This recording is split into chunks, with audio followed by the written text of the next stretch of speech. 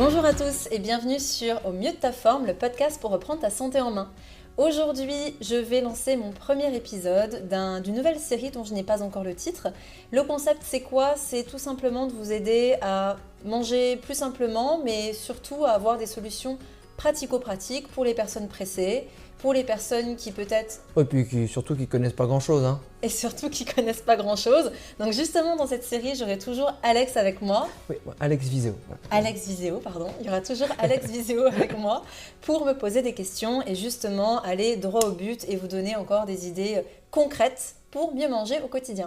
D'ailleurs, le premier truc là, parce qu'il y a le déconfinement, et moi, tu vois, je me demandais, on va ouvrir les portes, on va tous se rassembler, ça va être l'apéro, ça va être sympa, mais comment on fait pour se faire plaisir à l'apéro, tu vois, sans prendre des trucs qui sont vraiment trop pourris pour notre santé, tu vois. Alors, super question, parce que justement, l'apéro, c'est vraiment un moment où il y a beaucoup d'aliments très malsains, faut le dire. Oui, mais c'est bon quand même. C'est bon, je dis pas le contraire. Moi aussi, j'aime de temps en temps boire un verre. Moi aussi, j'aime les chips. Moi aussi, j'aime des fois les choses qu'on trouve à l'apéro. Mais il y a vraiment des alternatives plus saines. Donc, par quoi je commence?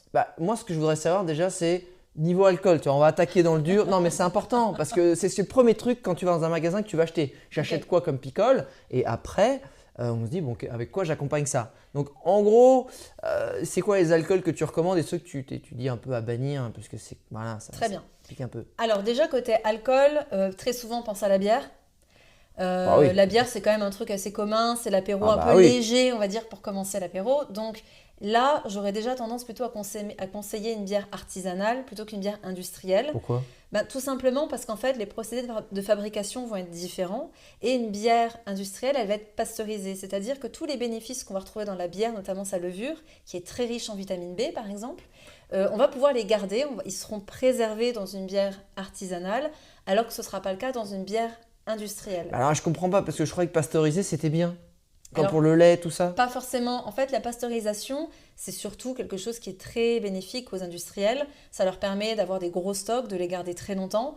Par contre, que ce soit pour le lait ou que ce soit pour la bière, ça tue les ferments et c'est des ferments qui peuvent être bénéfiques. Il y a toujours un effet secondaire, c'est-à-dire que les ferments, si on en consomme en trop grande quantité, c'est ce qui peut te faire ballonner. Donc, il ne faut pas en abuser. Par contre, si on consomme une bière ou un lait justement qui n'est pas pasteurisé, on va pouvoir profiter de ces probiotiques naturels. Dans la bière, on va pouvoir profiter de sa levure, de ses vitamines. Et donc, ça devient presque, je dirais pas un aliment santé, mais c'est déjà bien plus intéressant. Je le sens que c'est ça. Donc déjà, là, la bière, c'est validé. Donc, une petite bière artisanale ou bière de microbrasserie, comme ça se fait un peu de plus en plus en France d'ailleurs, ça, c'est validé. C'est quoi les autres apéros, enfin les autres alcools où tu as Et c'est validé sans compter que tu fais marcher l'économie locale. Exactement. Et ça, c'est important. Et donc, mais si j'ai envie d'un truc un peu, tu vois, qui tape un peu plus le palais, qu'est-ce que je peux prendre? Alors, on va penser au vin. Donc, dans les vins, on a le blanc, le rosé, le rouge. De manière générale, si vous l'aimez, j'ai plus tendance à vous conseiller du rouge pour la simple et bonne raison que c'est le vin le plus riche en un antioxydant spécifique. Donc, un antioxydant, moi, ce que je dis souvent, c'est que c'est comme un bouclier anti-rouille. En gros, le stress, la pollution, l'excès de sport, il y a différents facteurs qui vont faire vieillir nos cellules, qui vont nous faire en quelque sorte rouiller de l'intérieur. Et les antioxydants, c'est comme des boucliers anti-rouille. Attends, mais tu es en train de dire que le vin rouge, ça garde en bonne santé? Attends, mais c'est génial. Parce que je vais en ramener plein à l'apéro. Oui, alors attends, je t'explique. Donc en fait, les molécules antioxydantes sont justement ces boucliers anti-rouille. Et on va retrouver un excellent antioxydant dans le vin rouge qu'on appelle le resveratrol. Et d'ailleurs, il a même des propriétés anti-cancer et qui nous permettent de lutter contre les maladies cardiovasculaires. Donc finalement, si je prends l'apéro, c'est un peu pour ma santé. Là, on est bien là. En fait, selon moi, le vin rouge explique un petit peu ce French paradox. C'est-à-dire que les personnes, beaucoup dans le sud-ouest d'ailleurs, qui sont gros consommateurs de vin rouge, de foie de canard et je ne sais quoi, on se rend compte qu'ils ont quand même une bonne santé. Et d'ailleurs, il y a aussi beaucoup de centenaires qui ont cette habitude de boire un petit verre de vin rouge, notamment dans les zones méditerranéennes. Et à petite dose, c'est protecteur. Alors, en général, je vais anticiper ta question, je sens que tu allais le dire. Dis-moi, j'allais dire quoi? En général, combien de verres sont autorisés? C'est un peu, c'est un peu là que ça devient intéressant. Parce que l'apéro, au bout d'un verre, si tu restes 20 minutes, tu te barres. Enfin, tu vois, c'est pas forcément évident. Alors, de manière générale, ce qu'il faut savoir, c'est que pour une femme, c'est à peu près un verre. Pour un homme, on est dans les 2 verres. Ah, même là-dedans, les femmes, il n'y a pas la parité, quoi. C'est chiant quand même. C'est ça. Disons que c'est plus au niveau du poids, en fait. C'est le poids qui détermine. Donc moi, c'est plutôt un verre et demi, quoi. C'est un verre et demi, ouais. Ok, je vois. Mais dans les vins, est-ce que du coup, les autres vins, parce que le rosé, c'est sympa avec des petites grillades. Tu as l'apéro à la grillade. Oui. Alors, moins, non si ça va être moins intéressant là où... En fait, si tu veux, en fonction de la qualité du vin, déjà, tu vas avoir plus ou moins d'antioxydants. Et il y a des vins qui sont plus acidifiants que d'autres. Je m'explique. En fait, dans ton corps, tu as un certain pH que ton corps est toujours en train d'essayer de réguler. Ouais. Pour faire très simple, mis à part les fruits, les légumes, surtout les légumes verts, qui nous permettent d'alcaliniser notre pH, c'est-à-dire l'inverse d'acide, tous les autres aliments, les céréales, les légumineuses, les protéines, mais aussi beaucoup d'aliments industriels et en particulier par exemple le vin blanc, ou les fromages affinés, c'est des aliments très très très acidifiants. Donc le vin blanc, je le déconseille parce que c'est ce qui est le plus toxique pour le foie et c'est très acidifiant. Donc à choisir, ok, grosse chaleur, on va peut-être prendre un rosé, sinon un rouge et surtout, quoi qu'il arrive, prendre un vin bio. Ah, pourquoi ? Parce qu'en fait, les raisins sont les fruits qui sont le plus riches en pesticides. Ah, ah non, ça veut dire que quand tu bois du vin, en fait, tu bois beaucoup de résidus de pesticides et de tout ce qu'on aime bien, tous les petits produits chimiques qu'ils mettent dessus, c'est ça ? Exactement. Donc il est important vraiment d'être vigilant sur la qualité du vin. Un peu comme toujours, je conseille de consommer moins, mais de consommer mieux en fait. Ok, bon, ça va pas être festif. Mais est-ce que si je veux taper un petit whisky sympa, un gin ou une petite, un petit mojito, c'est bien ça ou pas ou ouais, non ? Écoute, je peux pas dire que c'est bien ou pas bien, dans le sens où l'alcool, de manière générale, il faut quand même être clair, ça reste toxique pour le foie. C'est le foie qui va devoir le drainer. Maintenant, comme tout toxique, notre corps il est capable de le gérer, mais tout est une question de quantité en fait. C'est toujours la dose qui fait le poison. Donc si on a envie de faire un mojito de temps en temps, un vin de qualité, un alcool de qualité qui est pas plein d'additifs ou de pesticides ou autres, à partir du moment où c'est dans un moment de convivialité et puis que c'est plutôt occasionnel, c'est bon, enfin je veux dire, il faut vivre. Ouais, puis si je mets de l'amande bio dans le mojito, je pense que ça joue.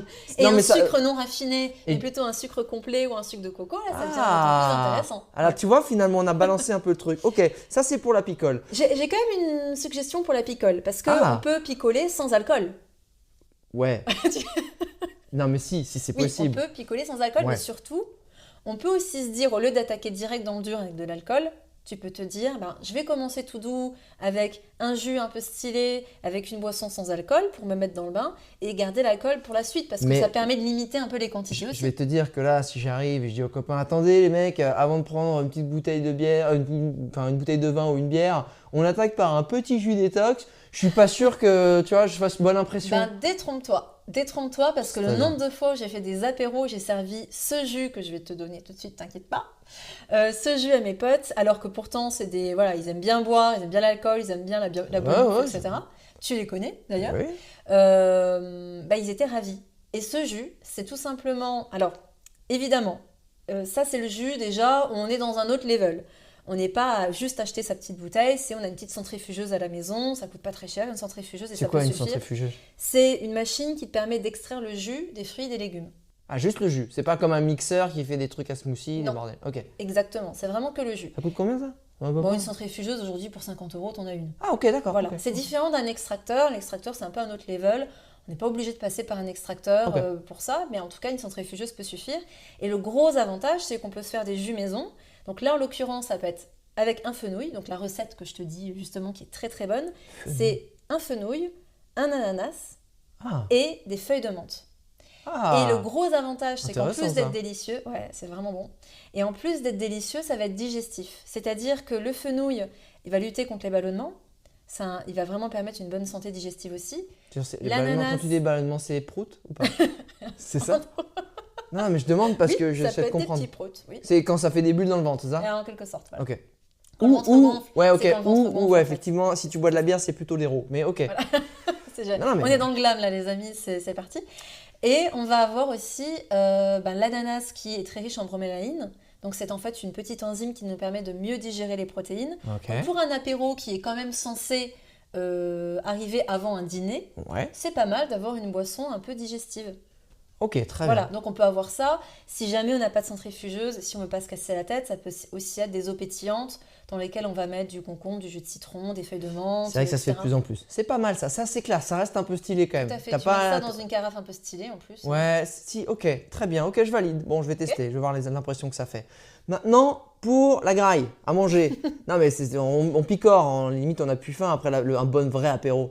Qu'est-ce que je ramène où, tu vois, où je peux sans apporter du poison? Ouais, alors le poison est bien choisi parce qu'il y a un truc très commun qu'on retrouve dans tous les apéros, c'est les chips. Mais ça, les chips, c'est la vie, ça. Les chips, non mais je suis d'accord, je trouve ça très bon et même moi j'adore les chips, mais à condition que ce soit des chips de qualité. C'est Parce quoi des qu'il n'y chips? a pas pire. Attends, les petites chips à l'ancienne, là, bien croustillantes avec du sel de mer, ça, c'est stylé, ça, non? Voilà, mais c'est parce que j'achète des chips à l'ancienne avec du sel de mer, mais toutes les chips ne sont pas comme ça et ça peut être très néfaste pour la santé. En fait, si tu veux, dans les chips industrielles, tu vas avoir beaucoup d'éléments qui vont être néfastes. Le premier élément, bon alors ça pour le coup c'est ce qu'on va retrouver quasiment dans toutes les chips, qu'elles soient bio ou pas, c'est des huiles trans, des huiles hydrogénées. C'est quoi ça? C'est-à-dire que en fait ces huiles-là, c'est des huiles végétales qui à la Ouais. base ne supportent pas la friture, ne supportent pas les hautes températures. Et donc Ouais. pour qu'elles ne crament pas à la cuisson, on va les hydrogéner. Et ça, en fait, les huiles ne supportent pas du tout. En fait, pour t'expliquer ça très simplement, quand on hydrogène une huile, on la transforme et sa structure moléculaire change. Et elle n'est pas reconnaissable par l'organisme. C'est-à dire Ok. qu'elle devient pro-inflammatoire, elle devient néfaste pour ta T'es en santé. train de dire que les mecs, vu qu'on ne peut pas la chauffer, ils la font transmuter, on boit une huile mutant. Mais c'est ça. Finalement, le corps, les mutants, il n'est pas super fan. Donc ça, c'est pas bon. C'est pas bon. C'est pas bon pour ta santé, c'est pro-inflammatoire. Mais C'est l'une chips, des c'est premières bon. causes de maladies cardiovasculaires. Ah ouais? Pour améliorer notre santé, le premier pilier, c'est vraiment d'améliorer la qualité des graisses que l'on mange. C'est extrêmement important. Attends. Donc déjà, graisse. Donc c'est pour ça aussi que les chips, c'est pas foufou. Donc au moins, on va éviter... Attends, faut que tu me files un truc à côté, quoi. Parce que les T'inquiète chips, pas. c'est un truc croustillant, c'est sympa, c'est facile. T'inquiète pas, je vais te donner des alternatives, mais déjà aussi pour finir sur les chips, parce que ça, c'est pas le pire. Le pire, c'est les additifs qu'on va avoir dans les chips. À commencer par toutes les chips qui ont des goûts un peu spéciaux, bacon, je sais pas quoi. Ah, ça, c'est dégueu, ça. Ouais, alors moi, pour le coup, je trouve ça vraiment pas bon non plus, mais bon, peu Il y a des importe. fans, il y a des fans, il y a des Voilà, fans, il y a des gens qui adorent.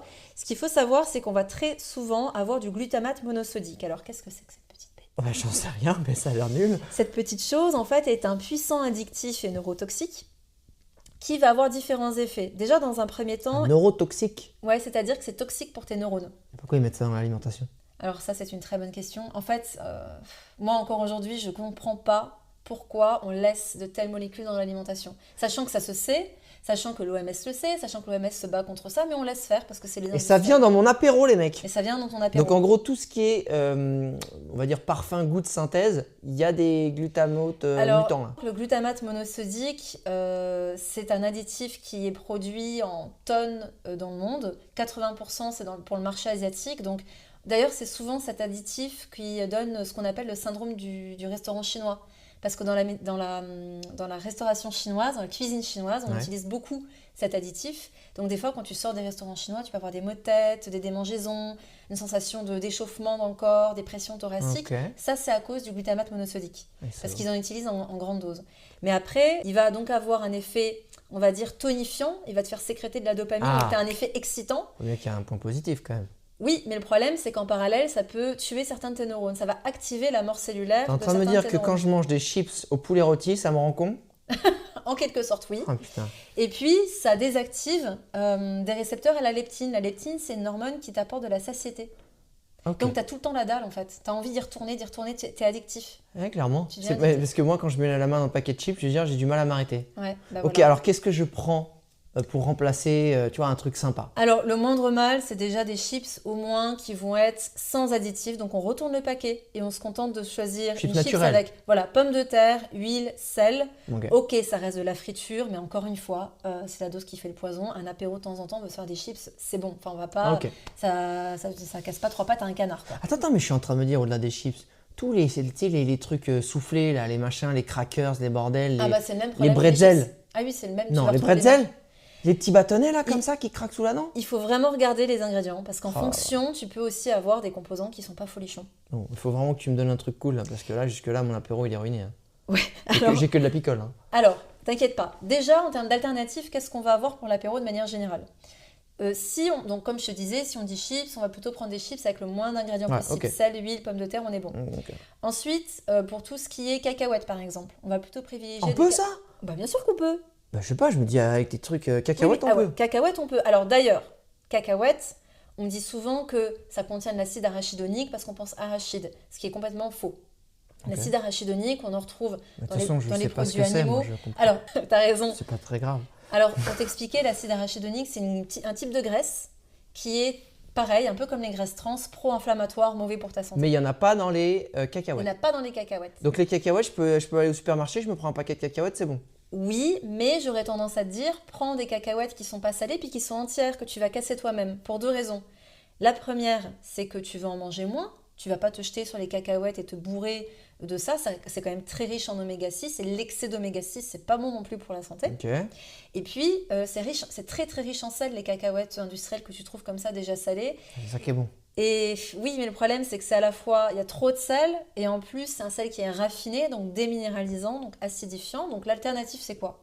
C'est manger tes petites cacahuètes que tu défais toi-même. Épluches, là. Voilà. Et puis sinon, tu peux aussi les préparer dans un petit pot, puis mettre du sel de Guérande, par exemple, ou un sel complet, Ouais. pour quand même apporter un petit peu de sel et avoir le côté gustatif Ah, sympa ok, comme t'aimes. ok, pas mal. Ce sera bien plus sain que des cacahuètes D'accord. sous vide. Non mais déjà cacahuètes là, archi-salées. normalement là, tu fais des heureux. Voilà, Déjà je c'est pense que validé. déjà, ça donne 2 alternatives vraiment avec les mêmes aliments. Ok. Après, un truc hyper connu, mais qui est d'enfer pour l'apéro, c'est les dips de légumes. Les dips. Alors moi tu parles à un homme, je ne sais pas ce que c'est. Alors, tu te prends carottes, concombres, céleri, tomates cerises, t'en fais des petits bâtonnets, Ouais. et puis tu peux servir Ah ok, ça ouais je vois. C'est les trucs là, les petits bâtonnets de légumes que tu mets dans une sauce et ça tu manges. exactement avec un petit tzatziki, avec un houmous. Ah ok. Ça peut être très bien. Donc le Le- tzatziki ou mousse ça va, ça Tout ça à marche. fait, ça reste très sain. Le tzatziki, c'est bourré de protéines. Le tzatziki, oui, mais surtout le houmous, c'est bourré de protéines végétales. Ouais. Pour ceux qui sont Ah motivés. c'est de la prot. C'est pour les muscles. Non mais attends les gars, à l'apéro on Il y a peut beaucoup être de après une protéines séance de végétales dans sport, les c'est pois donc c'est bien ça. Tout à fait. C'est en fait les pois chiches, ça fait partie de la famille des légumineuses, comme les Donc le lentilles. houmous c'est fait à base de pois chiches, d'accord. Tu m'apprends quelque chose. Voilà. Et d'ailleurs, on pense que c'est compliqué, mais c'est super simple de faire un houmous. Toi-même, Toi-même, bien qu'est-ce sûr. que tu fais? Il faut juste un petit blender ou un robot de cuisine pour bien le mixer. Ouais. Et puis tu prends une boîte de pois chiches. Ouais. Tu mets 2-3 cuillères à soupe de purée de sésame, on appelle ça du tahin, Ok. de l'huile d'olive, Ouais. une petite gousse d'ail écrasée et un peu de jus de citron, et puis t'as ton houmous. Ouais. C'est bidon. Ah, c'est pas mal. Et puis le gros avantage, c'est que tu peux après trouver des alternatives, c'est-à-dire qu'au lieu des pois chiches, tu peux mettre des haricots ou des lentilles. T'es sûr? Ah bien sûr, Bah, tu vas avoir une consistance similaire mais avec un goût différent. Mais c'est bon ça, mais c'est quoi ça? Ça a quel goût? C'est un peu sucré, salé? Non, c'est un petit peu... En fait, les pois chiches, les légumineuses, les haricots, les lentilles, ça n'a pas un goût très très fort. Ah ouais, je vois. Et en fait, c'est l'assaisonnement qui va t'apporter vraiment une C'est les saveur... petites épices que tu rajoutes dedans. Voilà. Ah, ok. Persil, huile d'olive, c'est super bon ça. Ah, pas mal. Est-ce qu'il y a d'autres trucs comme ça, là, un peu stylés, là, ou pas? Bah, l'autre chose à laquelle je pense, c'est que si on veut avoir un apéro un peu plus apéro dînatoire, tu vois, quelque Ouais. chose qui te cale un peu plus, Ouais. c'est d'avoir un bon pain. Et là, le pain aussi. Tu Ah, peux avoir un pain Ah, le absolument pain, c'est bon. catastrophique. Ouais, mais tu Non, peux avoir un catastrophique pain comme ça. blanc, raffiné, industriel, pas fou pour ta santé. Ouais. Et à l'inverse, tu peux prendre un bon pain au levain. Qu'est-ce que c'est que ça, le pain au levain? C'est un pain sans gluten? Alors non, c'est différent. En fait, le pain sans gluten, c'est un pain qui va être fait sans céréales contenant du gluten. Le gluten étant la protéine qu'on retrouve dans certaines céréales comme le blé, comme l'orge, le kamut, l'épeautre. Ouais. Donc là, tu peux très bien faire un pain au levain avec du gluten, donc un pain à base de blé ou de seigle. Mais le Ouais. gros avantage, ça va être la fermentation. C'est-à-dire qu'aujourd'hui, on ne prend plus le temps de faire fermenter le pain, de faire monter le pain de manière Ah, la naturelle. pâte, ouais, avec la levure, la pâte qui monte toute seule. Ouais. Exact, ça c'est fini dans les pains industriels. On va Qu'est-ce mettre qu'ils des font, levures chimiques pour que ça gonfle d'un coup. D'ailleurs, je ne sais pas si déjà Ah. si tu as déjà été dans des grandes enseignes. Alors, je pense que les gens vont reconnaître. C'est des grandes enseignes où tu fais ton pain. Enfin, Ouais. c'est pas que tu fais ton pain, c'est que tu choisis ton pain, puis on peut te mettre tes légumes. C'est un peu le fast-food du sandwich. Tu peux choisir tes légumes comme tu Ok. veux.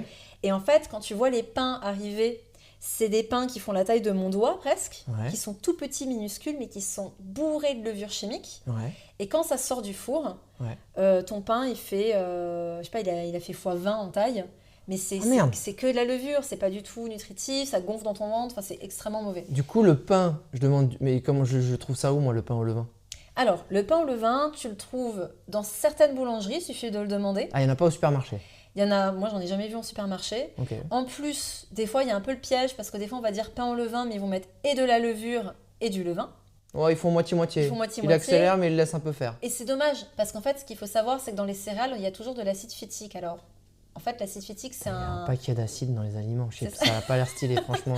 L'acide phytique, c'est en fait quelque chose qui t'empêche d'assimiler certains nutriments. Et le gros avantage du levain, c'est qu'il va inhiber cet acide phytique. Donc, tu vas avoir un pain moins riche en sucre d'un côté parce que les petites bactéries du levain vont se nourrir du sucre du pain. Et en plus, ce pain sera moins riche en acide phytique, donc d'un point de vue nutritionnel, ce sera bien plus intéressant. Alors, du coup, je vais à la boulangerie et je À la dis boulangerie, pain au levain. je voudrais un pain au levain. Je dis Tout ça. à fait. Elle va comprendre. Enfin, Elle va comprendre. Et sinon, là où tu es sûr d'en trouver, c'est dans les magasins bio. Ok, très Voilà. bien. Ils ne vendent que du pain au levain, c'est la méthode traditionnelle en fait. Donc là, j'ai mon petit vin rouge. Mhm. J'ai des dips pour mettre avec du houmous. Je peux mettre un peu des tomates cerises. Je me ramène un petit peu de pain donc, au levain. Est-ce que par exemple, du fromage, une petite feta, les cubes de feta, c'est pas mal ça, non? Oui, Ça marche ou pas ça, non? tout à fait, tout à fait. En fait, moi, en général, je suis pas pour une forte consommation de produits laitiers. Ceux Ouais. qui suivent d'ailleurs ma formation ou mon e-book, je pense qu'ils ont très bien compris mon avis et je leur explique aussi pourquoi. Maintenant, en effet, selon moi, si on doit consommer du fromage, c'est pour les occasions. Donc, personnellement, quand j'en consomme, c'est justement pour le brunch avec les copains ou quand je fais un apéro. Encore une fois, on va privilégier du fromage de qualité, on va éviter les fromages industriels qui sont faits n'importe comment, dans lesquels il y a beaucoup d'additifs aussi. On va retrouver beaucoup de polyphosphates d'ailleurs dans les produits industriels, dans certains fromages aussi. Qu'est-ce que Donc, c'est que ça encore? encore un additif qui Oh, un acidifie truc naze, ton c'est corps, acide qui est vraiment encore. pas, Ouais, ok, voilà, j'ai qui est compris le pas truc. fou. De manière générale, ce qu'il faut savoir, c'est que fromage industriel ou pas, c'est très acidifiant pour ton corps à partir Aussi du moment où il est acidifié. Pardon. À partir du moment où il est affiné. Donc Ok. les fromages à pâte dure comme le parmesan par exemple. Ça va pas être le cas mais attends, pour les fromages frais. un petit fromage de chèvre Petite frais, là, on est mozza. pas mal. Petite Exactement. mozza. Tout à fait, tu n'auras pas ce problème-là. Ah. Beaucoup moins en tout cas. Donc Alors, encore plutôt une fois, fromage de chèvre si je ramène ça à l'apéro. si tu veux, le plus important à retenir, c'est en fonction des fromages, regardez les étiquettes. Mais en fait, pour tout ce qu'on Non, a vu mais j'ai pas aujourd'hui. le temps, moi. Tu sais, j'arrive dans le magasin, je suis déjà à la bourre. J'aurais dû arriver il y a un quart d'heure chez mes potes, donc forcément. Alors, ce que je t'invite à faire et ce que j'invite à tout le monde de faire, c'est un jour, quand vous avez le temps, Ouais. passez juste un peu plus de temps en magasin pour trouver des alternatives plus saines aux produits que vous aimez consommer. Regardez les chips qui ont le moins d'ingrédients possible. Regardez les fromages qui n'ont pas d'additifs.